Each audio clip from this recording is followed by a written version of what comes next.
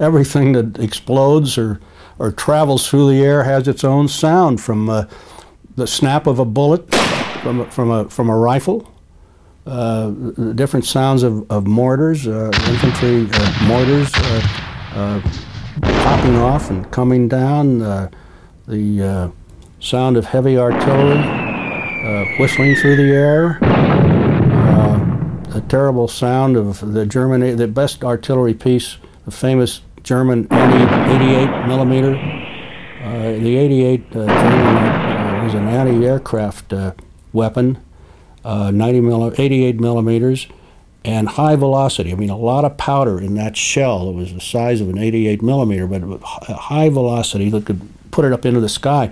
But it could also have flat and down trajectories, and that high velocity meant that you didn't hear the damn sound until immediately after it landed. The 88 that killed you, you never heard.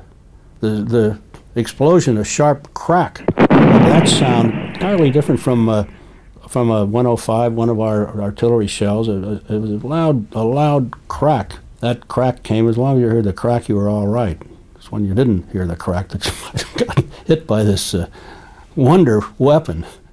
The Nebelwerfers, that's a German word for their rockets, 6 rockets in 6 tubes, fired electrically, and fortunately they weren't very accurate, but they were sort of mass discussion, 155 size, big shells, would go off within a few seconds. That was a moaning sound that came, and so you got to know all these sounds within a week's time. Anybody in a combat any division in combat understands it completely, and I think they recognize forward observers and the difficult job that they do, and that it takes experience to become a good part of a member of a good forward observer team.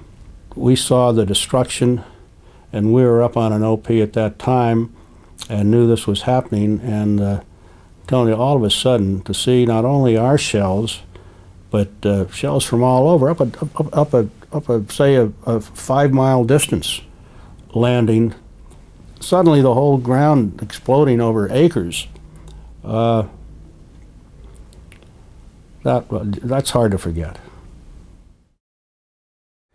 Well, my 9th Division, Infantry Division, was the 1st or 2nd division to enter this terrible Nordhausen concentration camp, which was a slave labor camp in Nordhausen, Germany, towards the end of the war. And the Germans knew, that was the German people, that the soldiers that ran this camp were the SS Totenkopf division, which was their death's head division. And they were the dregs of the SS troops, the real dregs.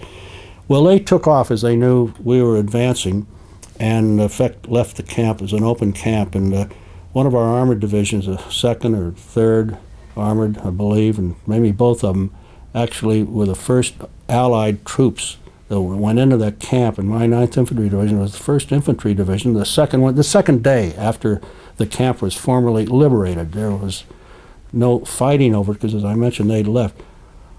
This was a camp where in the salt mines beneath it, they were building the V2 Vengeance weapons. The rocket went all the way up in the air and down, Werner von Braun's rockets in the salt mines beneath. And the camp was the size of 30,000 slave laborers.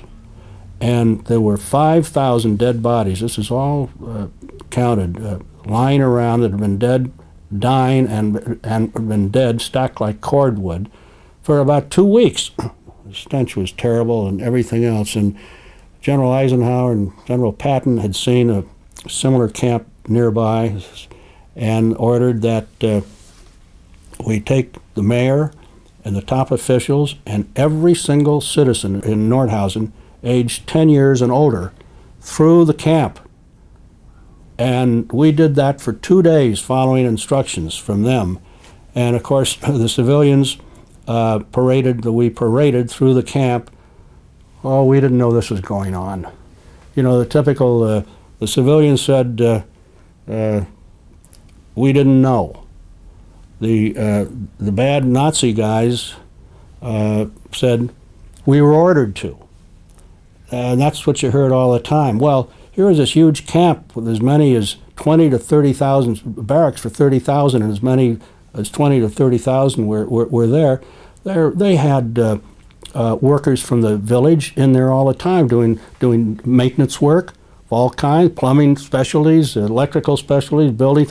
There were plenty of civilian workers that were in there all the time. Don't you think they knew what was going on? Well, we didn't know.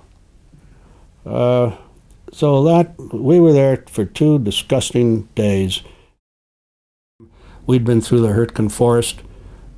We'd been through the areas, the tight areas of Normandy. We knew more about fighting in that mountain area than most of those Nazi divisions did. We took care of them very quickly, and then just rolled up to the Elbe River, where we waited for VE Day, May 8th.